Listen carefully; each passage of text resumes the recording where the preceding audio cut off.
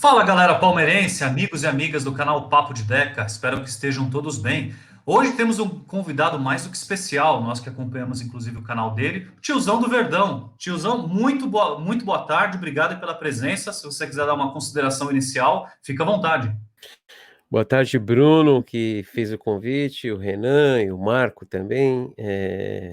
E hoje, de 1º de abril, dia da mentira, quando foi feito esse convite, eu falei, meu, com certeza eu não posso deixar de ir, independente de ser dia 1 né, dia da mentira, que fantasiam aí.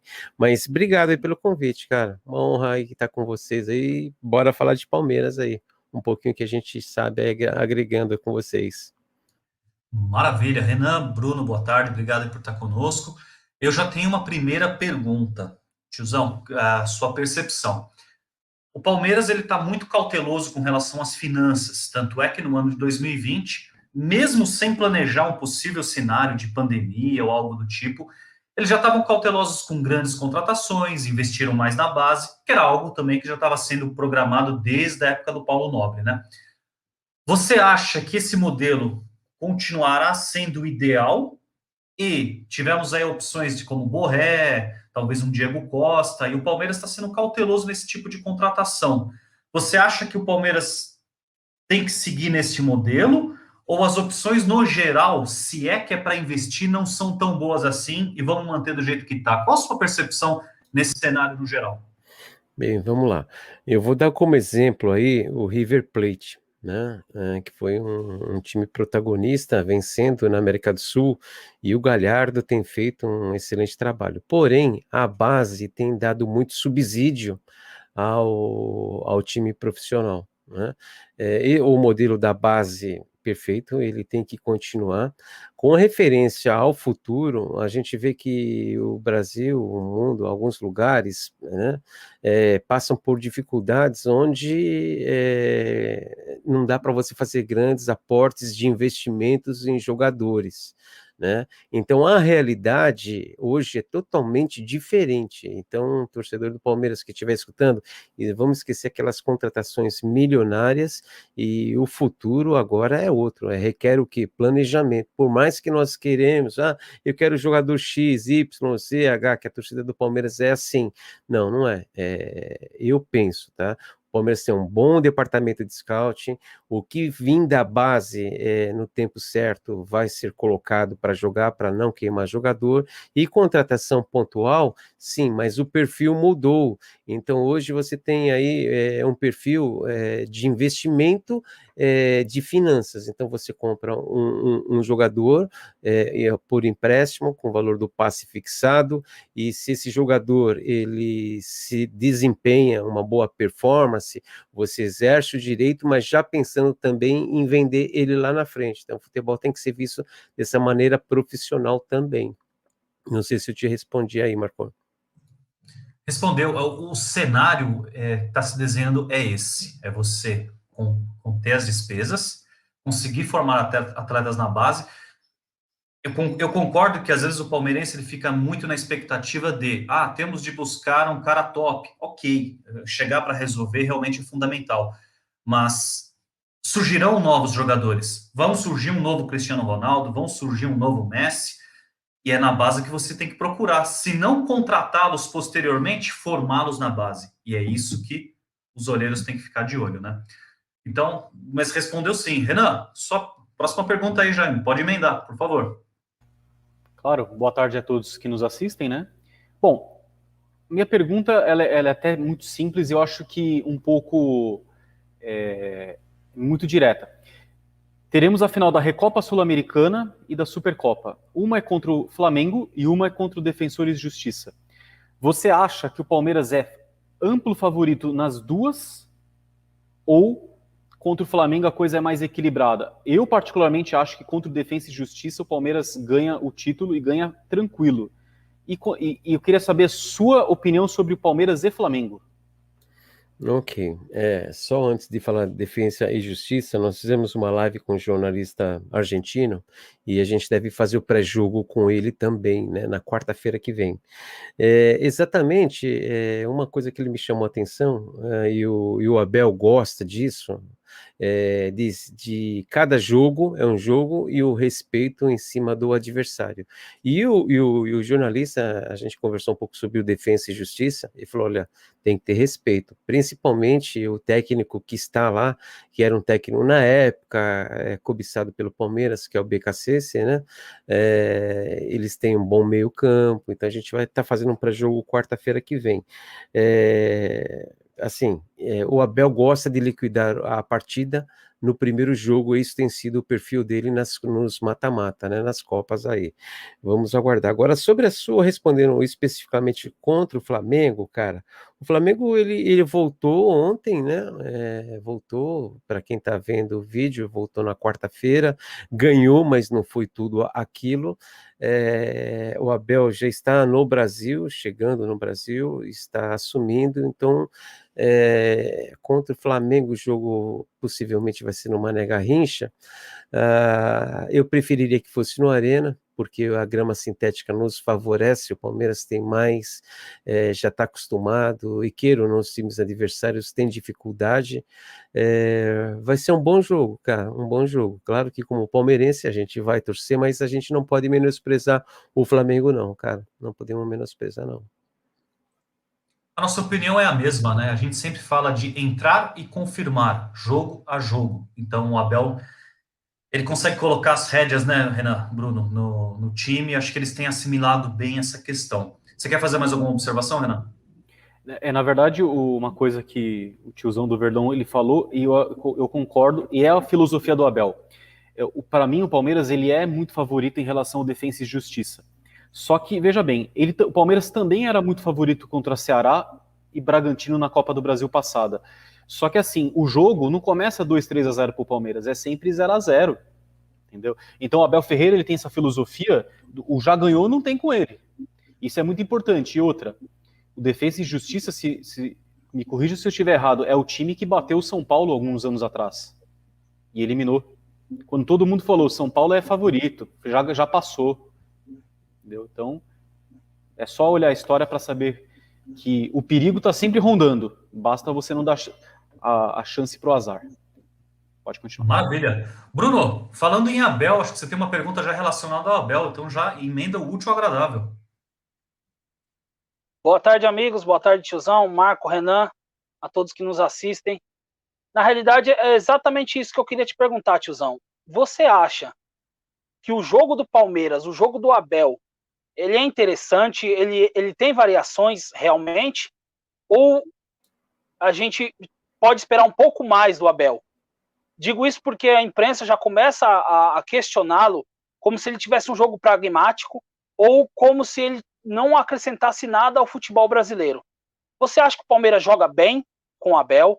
Ou você acha que uniu as características do time e o Abel conseguiu dar um padrão assim raso e venceu os torneios?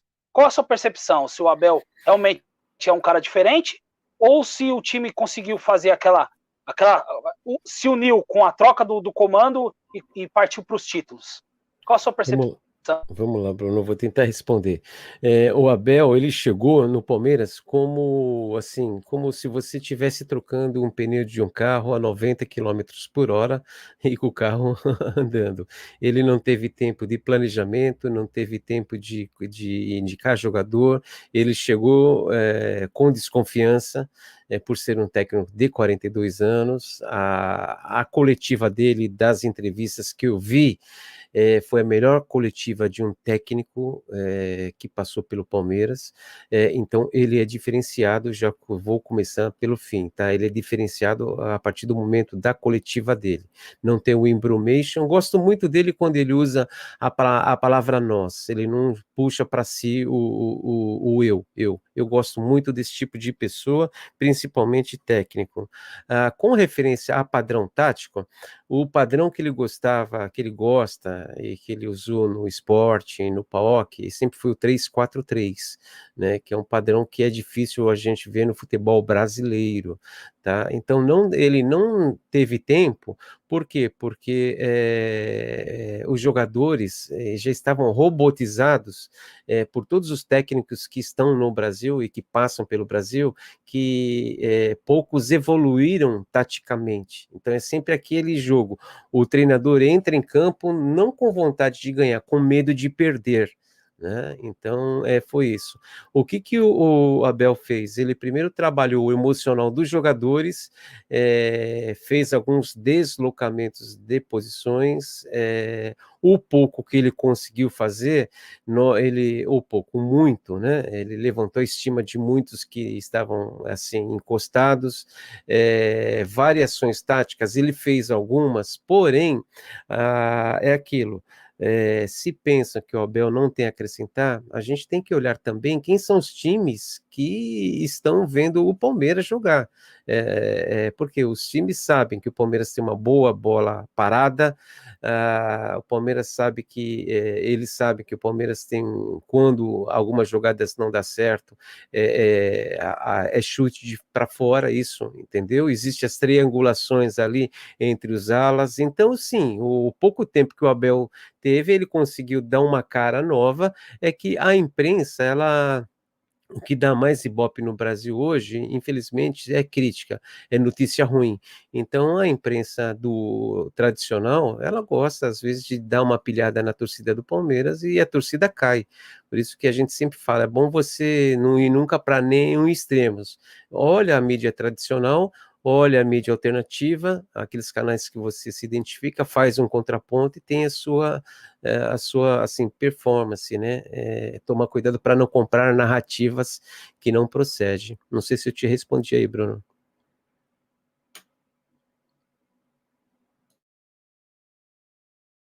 Oi, caiu, voltou. Não tem problema. Se o Bruno voltar aqui, a gente coloca ele de novo. Essa questão que você levantou foi importante, porque num dos boletins eu coloquei uma resposta ao Sormani, né? Ele havia colocado lá nos canais ESPN, Fox, justamente a questão que ele achava que o Palmeiras, para o ano de 2021, seria a quarta força.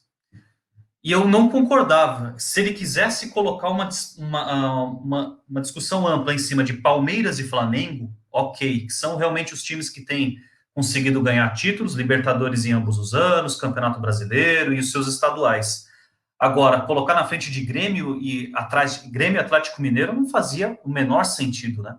Então, deixa acabar o ano de 2021, a temporada, e a gente faz uma avaliação. Se a gente não ganhou o estadual, eles ganharam o brasileiro, alguém ganhou o Libertadores, enfim. Então, essa questão da narrativa é importante. É uma das coisas que a gente discutiu, né, Renan Bruno, com o Paulo Massini, numa entrevista que a gente fez aí com ele, né?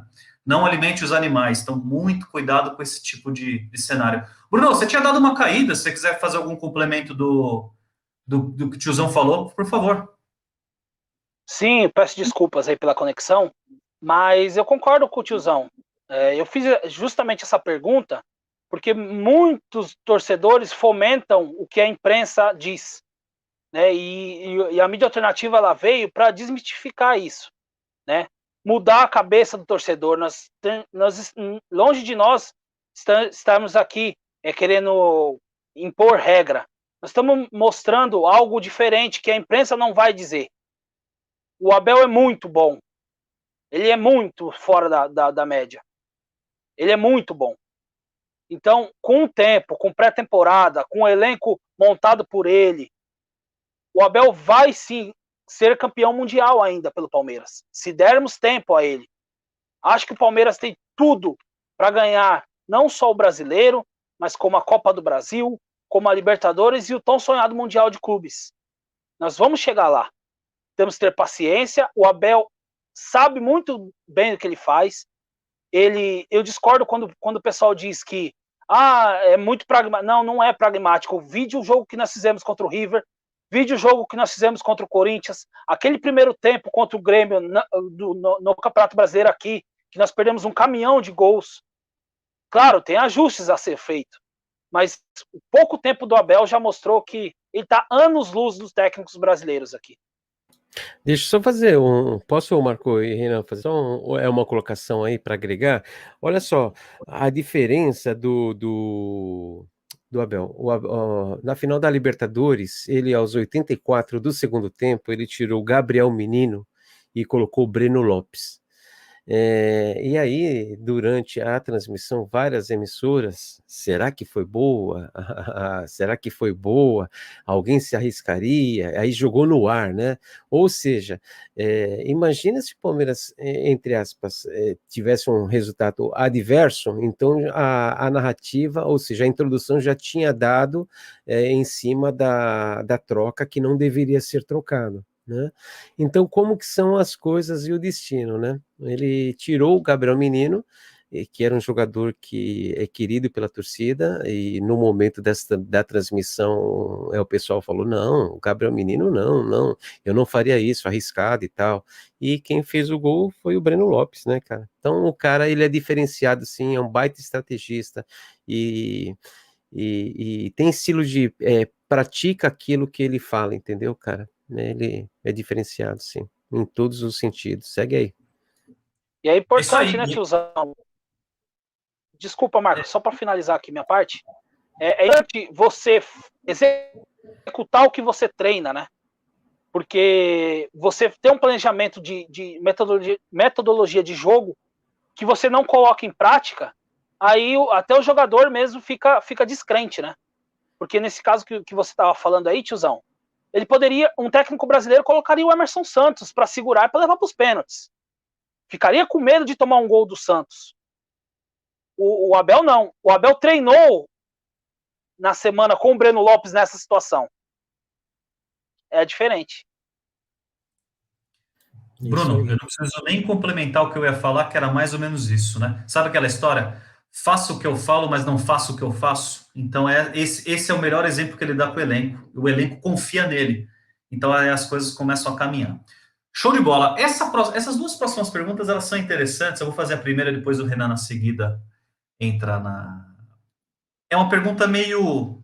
Por que eu vou explicar? A pergunta é assim, Leila ou Nobre?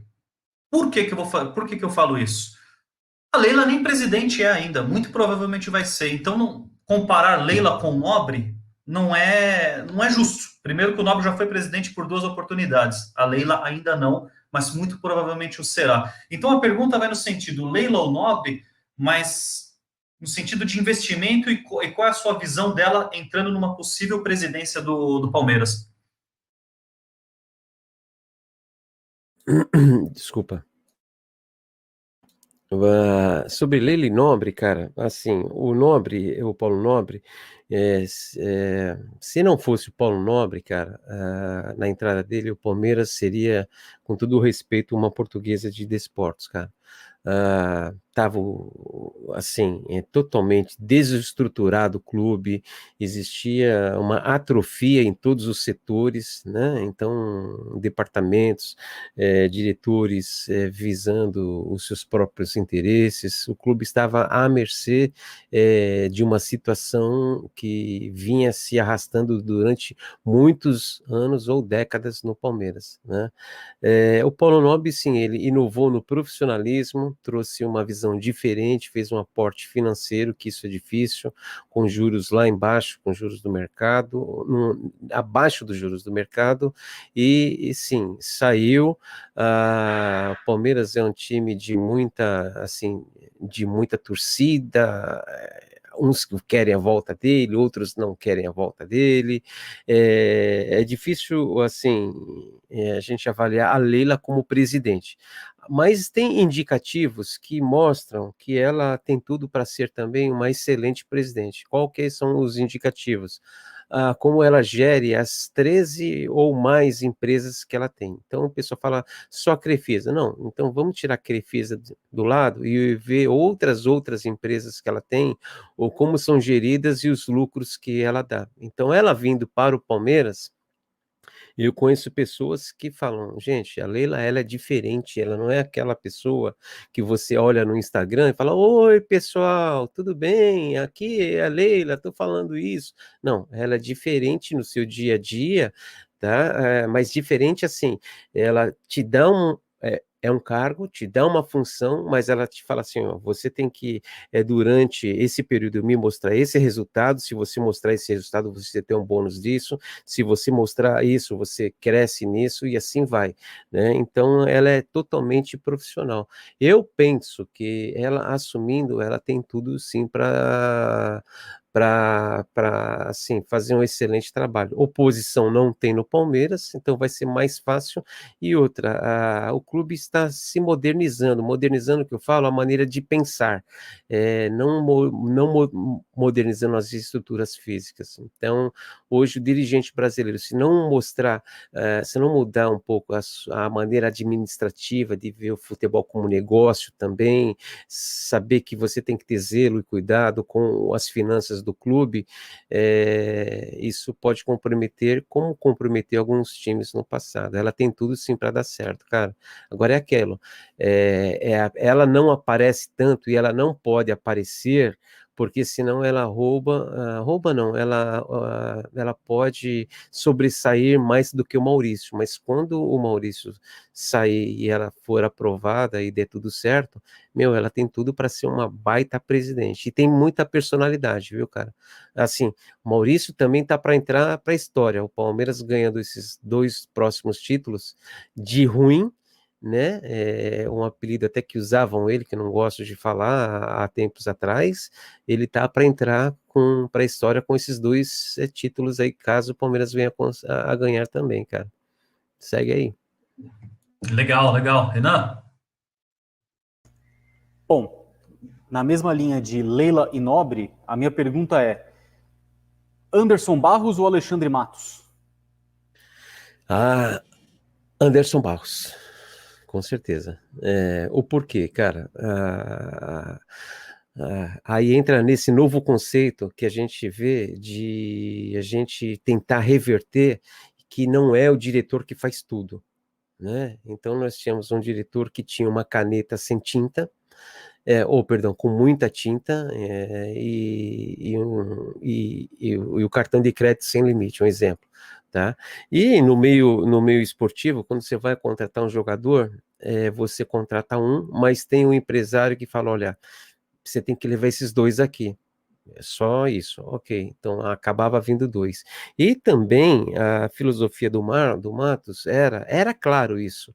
Não era somente fortalecer o Palmeiras, era não deixar que os outros times se fortalecessem, né? Então o Palmeiras comprava jogador que o Flamengo, o Santos, outros times tinham interesse e não deixava o rival comprar. E com essa torcida ficava feliz, achava isso legal, etc, etc. O Matos fez coisas boas? Fez a primeira contratação boa dele, foi o Dudu, que ele chegou, atropelou de um lado, do outro, conseguiu, fez coisas boas? Fez. Mas não vou pontuar as coisas erradas, mas se fosse entre Barros e Matos, pelo momento, ok? Pelo momento eu sou Barros, porque o momento ele não permite que o diretor seja um diretor protagonista, o momento não permite que você tenha um cartão de crédito sem limite, o momento é outro. Então aí vai da maneira como nós, palmeirenses, se nós estamos dispostos a mudar um pouco a maneira de pensar, sabendo que existe hoje o presidente, existe um conselho gestor e depois o diretor de futebol. E isso que o conselho gestor não existia na gestão Matos. O Matos não tinha isso, entendeu? Segue aí. Bom, que bom que você falou isso, porque eu, nos últimos tempos, eu tenho o Matos, com todos os méritos do Matos ao longo dos últimos anos. Mas porque tem muitas pessoas, muitos palmeirenses que ainda não entenderam que o mundo todo está em um problema sério. E que não vai sair tão cedo, infelizmente. Então, vamos sofrer muito com finanças ainda, né? E o Palmeiras, ele hoje tem uma situação financeira que, se ela não é 100% maravilhosa, é uma das melhores no Brasil. Então, o Palmeiras tem que cuidar, porque está vendo os rivais o que está acontecendo. Dívidas exorbitantes e quase impossíveis de serem pagas. Então, com a ajuda, na minha opinião, do Abel Ferreira, comissão técnica, em conjunto com Anderson Barros e diretoria em geral, eu acho que o Palmeiras vai sim fazer contratações pontuais que serão muito melhor aproveitadas ao longo de 2021, 2022 e por aí vai, porque eu acho que esse problema que a gente está passando ainda vai mais um tempo.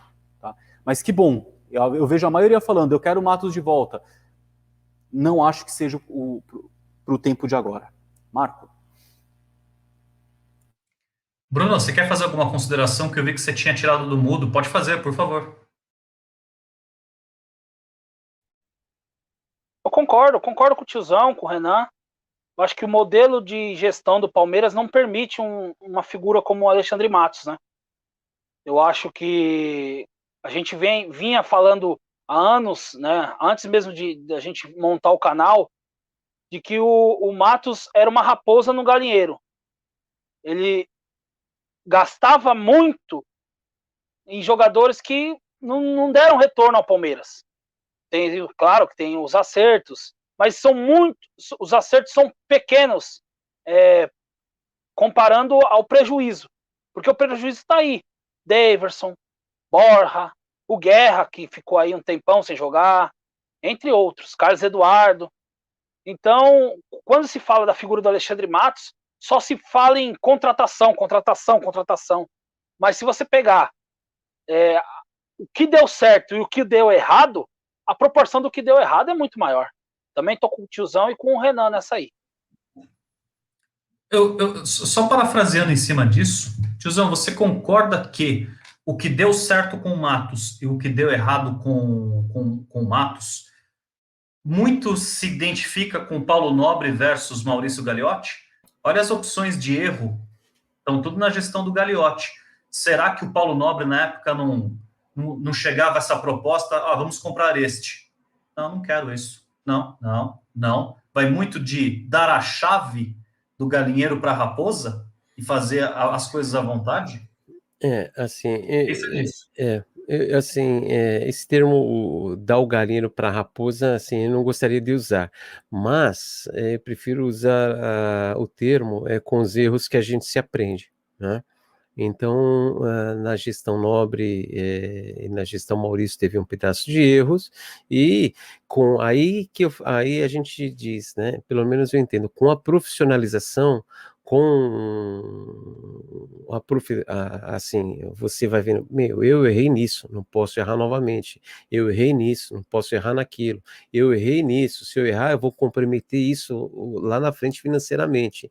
Então, eu penso que os erros que existiam, eles servem como um direcionamento para você não errar mais e trazer um profissionalismo. Porém, esse profissionalismo, ele não vem com pessoas de dentro do clube. Por quê?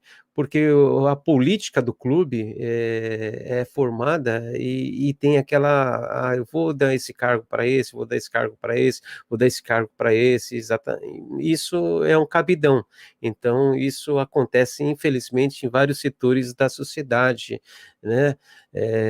Agora, se você for pegar e ver as empresas de família, por exemplo, quando tem aquele ditado, o pai constrói, o filho destrói, né? Então, hoje você já vê muitas empresas mudando isso. O pai construiu, o filho vai assumir, existe um conselho administrativo, esse conselho é por várias outras pessoas competentes e faz com que a empresa mantenha os trilhos e vai para frente com resultados bons.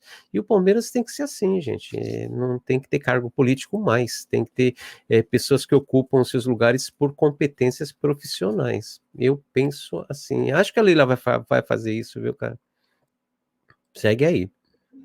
Perfeito. É o Palmeiras entrando no século XXI e aparentemente entramos nesse trilho.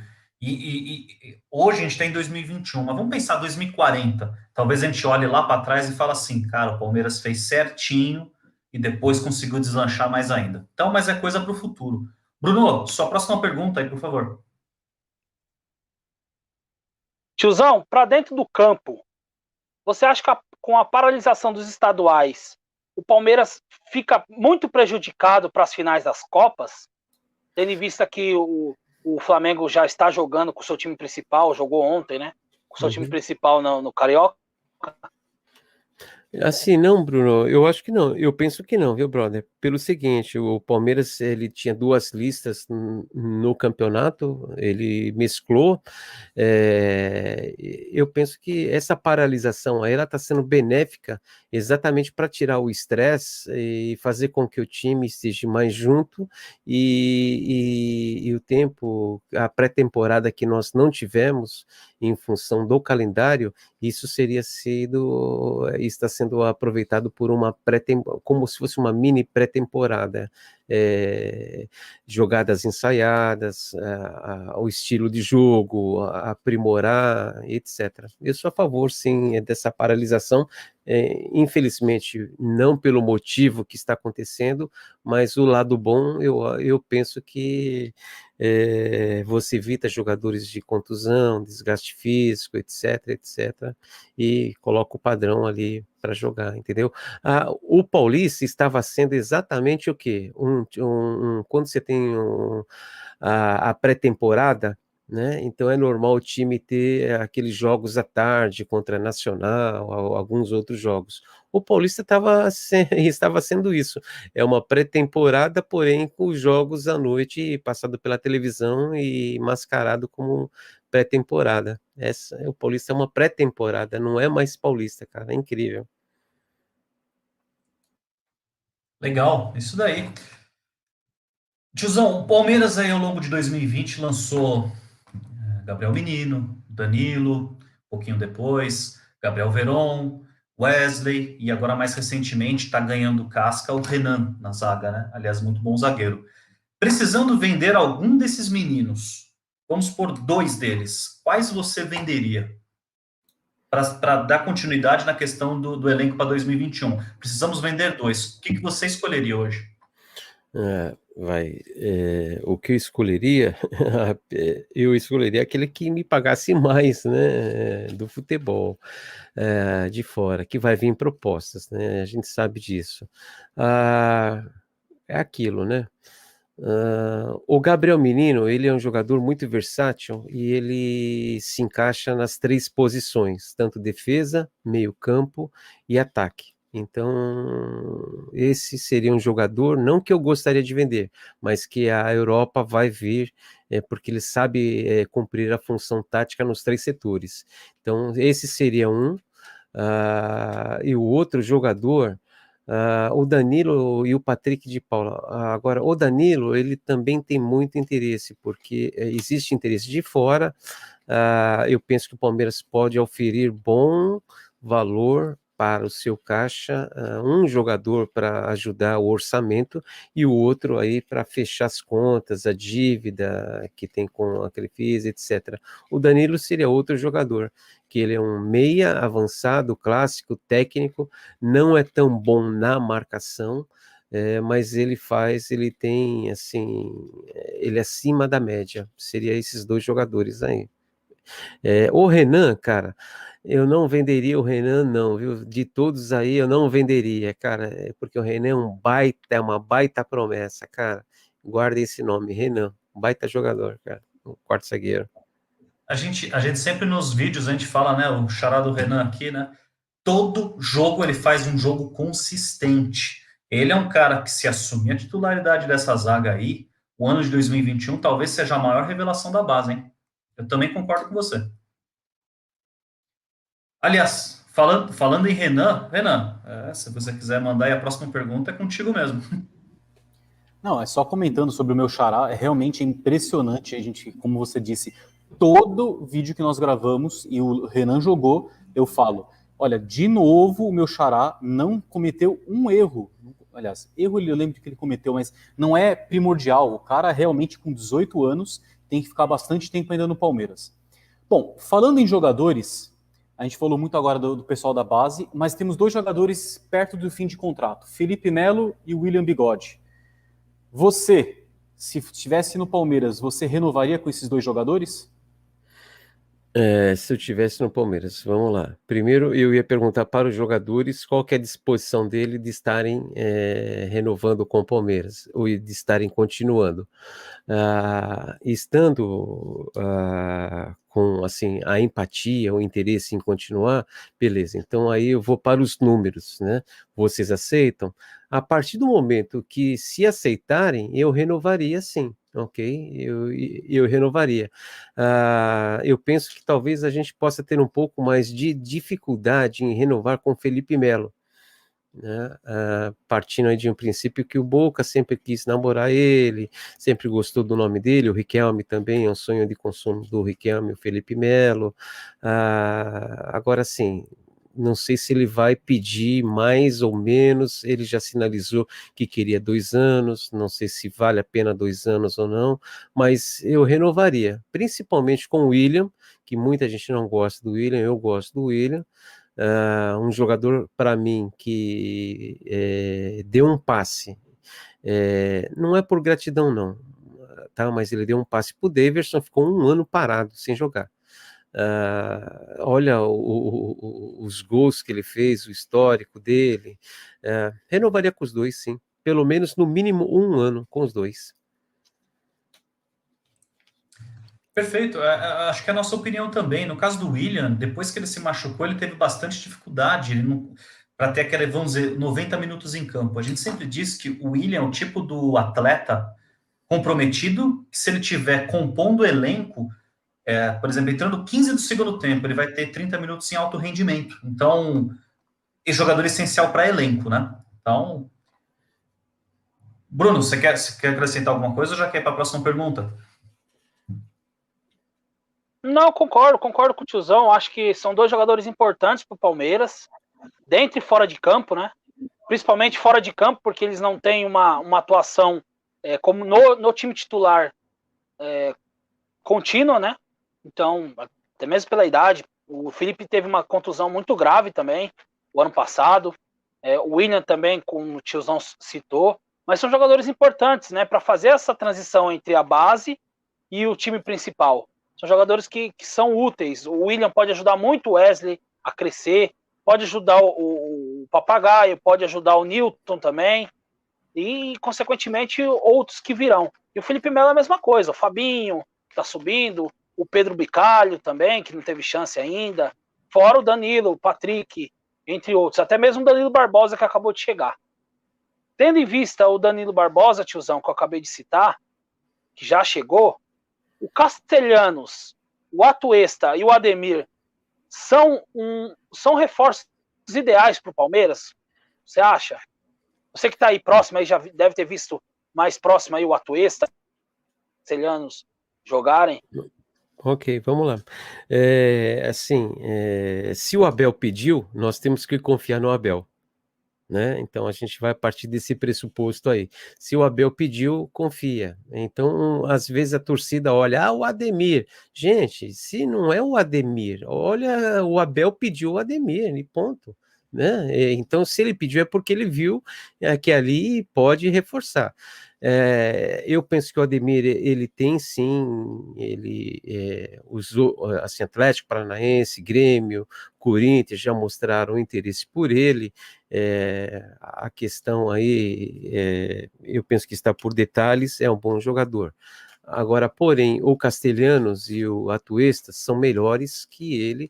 Penso que o Castelhano é o centroavante que chega para jogar, uma vez que o Abel Ferreira, em entrevistas, ele disse, olha, preciso de um centroavante. Então, o Portuga está chegando no Brasil, se não chegar um centroavante, toda a alegria que nós vimos dele em Portugal, né, sempre sorrindo, com aquela cara de paz, se passar o tempo e não chegar o centroavante cujo campeonato a cada 2 dias um jogo, o Portugal vai ficar com o bico lá em cima.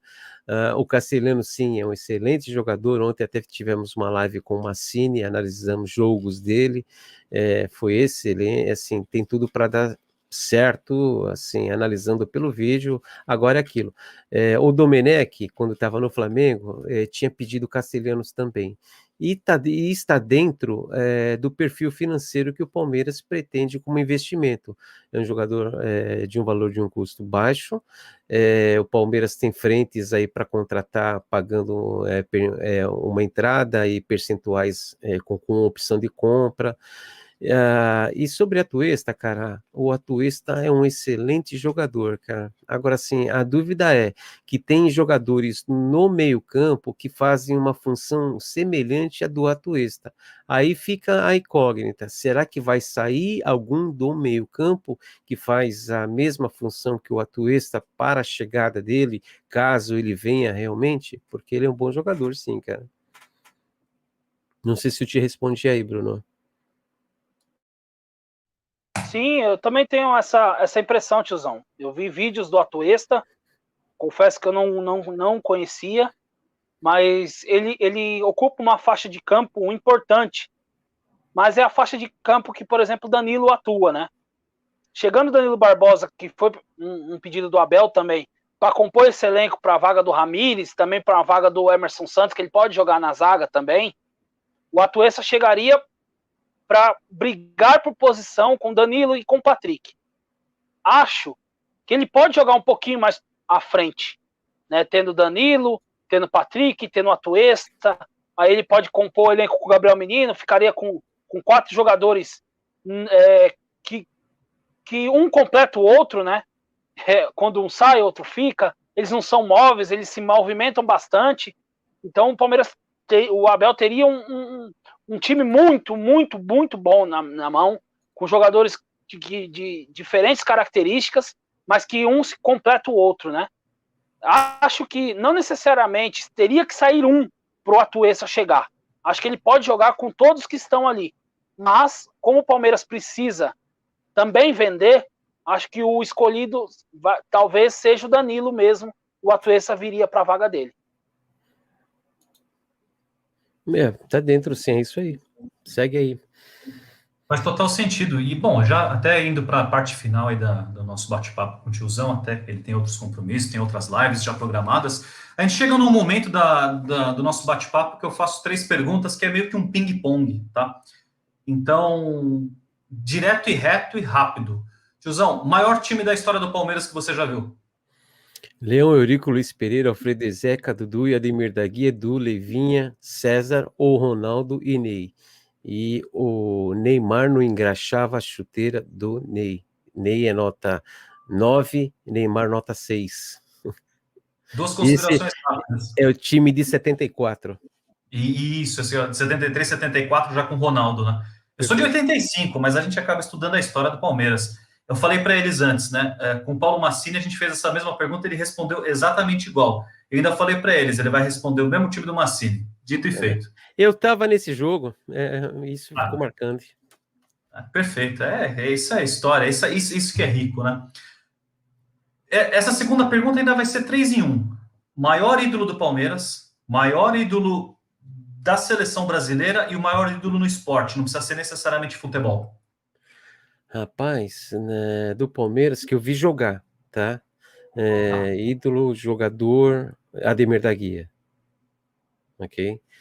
Que eu vi jogar. Poderia falar outros mais novos? Não, mas eu prefiro ainda Ademir da Guia. Da seleção brasileira, rapaz, o Pelé, não tem como, né? Pelé, eu sou exigente, viu, brother? Eu sou exigente. E no esporte, no geral, cara, no esporte, no geral, puxa, a gente teve Michael Jordan, teve vários, puxa vida, no esporte, no geral, eu vou de Michael Jordan, e também vou só dar um pitaco aqui, musical, Bonovox, da banda U2, por ele ser reconhecido pela ONU, eu gosto de falar isso, e o projeto de ação social dele, mundial, é o top de ação social, então eu acho legal isso. E o Abel ganhou uma Vespa, lá em Portugal, vermelha, assinada pelo Bonovox, e o Abel gosta também desse lance de filantropia, cara. Maravilha, sensacional, ótimas escolhas. E essa última pergunta aqui, eu sempre digo, se não quiser responder, não precisa. Algum time aqui no Brasil que você fala assim, não gosto, e por que não gosto? Não desce. Não tem não, cara. Assim, eu respeito todos eles, não tem, tem que, não. É que existe fases da vida, né, que você, de repente, há 20 anos atrás, você tinha um pensamento, hoje, se fosse há 20 anos atrás, eu falava, eu não gostava do Corinthians, né, mas hoje, cara, você vai conversando, então você vai falando, puxa, mas como que foi me desgastar, perder minhas emoções, ficar mal aquele dia, e como se o mundo tivesse acabado, entendeu? Então, hoje a gente já pensa um pouco mais diferente, mas a gente sente também. É o que a gente sempre fala, né, galera? Que zoar, fazer as piadas com os rivais, a gente pode fazer e a gente vai ter que aceitar quando perder e vice-versa, mas conforme a gente vai ficando mais velho, a gente vai deixando algumas coisas de lado. A gente também tem essa mesma opinião. Diga, Renan. Não, é interessante porque, eu não gosto desse time, esse não me desce. Eu lembro que em 2008, os palmeirenses estavam loucos da vida com o time do esporte. Ninguém queria saber do esporte. Hoje, os palmeirenses mais novos, quando eu converso, quando falo da rivalidade que teve com o esporte, ali em 2008, 2009, o pessoal olha para minha cara, assim, os dos mais novos, né, que eu já tenho 35. O pessoal olha para mim e fala, nossa, mas o esporte, porque naquele determinado momento teve uma rivalidade muito forte com o Sport de Recife, né? Muito breve, mas eu lembro que na época o palmeirense ficava revoltado com o time. Então é uma coisa muito interessante, às vezes é muito de época, entendeu? Muito de época. Quando São Paulo estava ganhando tudo, 2005, 2006, 2007, até 2008, nossa, eu lembro que os palmeirenses, o São Paulo é o time horrível, que o São Paulo é isso, que o São Paulo é aquilo. Cara, e hoje mudou, né? É o inverso. Hoje é o Palmeiras que está ganhando. Então é uma coisa muito do momento e é muito individual. É só isso que eu gostaria de complementar. Isso aí. Eu acho que essa questão também é muito engraçada, porque nós, palmeirenses, sofremos demais com times ruins, né? Então você como palmeirense, vai adquirindo vários rivais. Eu já tive como rival o Curitiba, o Mirassol, o Vitória, o Sport. Já odiei todos, mas hoje eu vejo que é mais o que o Palmeiras me proporcionava do que o próprio time, porque nunca foram rivais do Palmeiras, né? Mas eu sinto que a rivalidade entre, por exemplo, Palmeiras e Corinthians, Palmeiras e São Paulo, agora Palmeiras e Flamengo, se deve a mais, hoje, se alimentam mais da torcida, de, por exemplo, perder um jogo pro Corinthians é péssimo, é histórico, é péssimo. Perder um jogo pro São Paulo é péssimo. Agora, perder um jogo pro Flamengo é péssimo, porque os dois times hoje eles estão na prateleira do futebol, né? Então você vê o Flamengo vencer, como foi em 2019, vê o Palmeiras fazendo um planejamento não adequado, te deixa frustrado. E com certeza o flamenguista hoje deve estar pensando a mesma coisa, ver o Palmeiras sendo campeão da Libertadores, o campeão da Copa do Brasil, e eles terem falhado no planejamento porque troca técnico, deve ter deixado ele também com mais frustração em relação ao próprio time. Então, acho que basicamente é mais isso, né? A rivalidade é saudável, é gostoso, mas fica só para a hora do jogo e depois segue o baile. Por aí. Isso aí mesmo, cara. Maravilha, tiozão. Muito obrigado aí pela oportunidade de estar com a gente aí. Quem sabe em outras futuras a gente pode se reunir novamente. O bate-papo foi excelente. Tenho certeza que o Renan e o Bruno também gostaram tanto como eu gostei. Se você quiser fazer alguma consideração final, fica à vontade. Rapaz, assim, primeiro, assim, agradecer, né? É difícil você, assim, missão dada, missão cumprida, né? Então a gente tinha falado isso há um tempo atrás, o Bruno entrou em contato comigo e eu falei, e Bruno, eu vou te falar uma coisa, cara, eu não achava ontem no Instagram. Falava, caramba, fiquei 1 hora, falei, cadê o contato para mim entrar em contato com a live amanhã, que eu não sei, e ainda bem que você me mandou um áudio lá, E eu falei, puxa, legal, cara, que exatamente eu não queria falhar com vocês. E no que precisar eu puder ajudar, pode contar, viu, cara? E obrigado, foi um prazer estar com vocês aqui, aprendendo junto de Palmeiras. E a galerinha que vê esse vídeo aqui, é o seguinte, pessoal, dá uma força no canal, que a gente está junto, se inscreva, isso assim fortalece a mídia alternativa, e deixo também como mensagem, a gente está em um momento ruim, cara, estamos em todos os contextos, mas principalmente na parte sanitária aí, isso vai passar, galera, então força aí, tenha uma mente, se alimente com coisas saudáveis também na mente, né, e o Palmeiras é uma das coisas saudáveis pelo momento, mas quando empatar, não entra na pilha não, entendeu? Deixa quieto que senão o teu emocional, a bipolaridade vai lá para cima. E não vou falar como o Abel fala, mas avante palestra, né, cara? Obrigado, viu? Marco, Renan e Bruno. Tamo junto, gente. Maravilha, muito obrigado aí pela presença. A gente sempre pede essa gentileza do pessoal de se inscrever no canal, compartilhar, ativar o sininho, deixar o like, que o Tiozão já pediu por nós, e agora também nós reforçamos o contrário. O canal do Tiozão nós estamos inscritos, é um canal muito bacana, discussões boas, a gente também sempre acompanha. A gente vai deixar aqui no link da descrição o canal dele, as mídias sociais. Também se inscrevam no canal do Tiozão, do Verdão, tá bom? Renan, Bruno, mais uma vez, boa tarde, muito obrigado. Tiozão, mais uma vez, sensacional a entrevista, tá bom? Pessoal, a gente sempre termina daquela forma, né? Que a gente sempre faz os vídeos, né? Quem tem mais, tem 10. E quem não tem, corre atrás. Um abraço, pessoal. Fiquem com Deus e até a próxima. E se cuidem, tá bom? Tchau, tchau.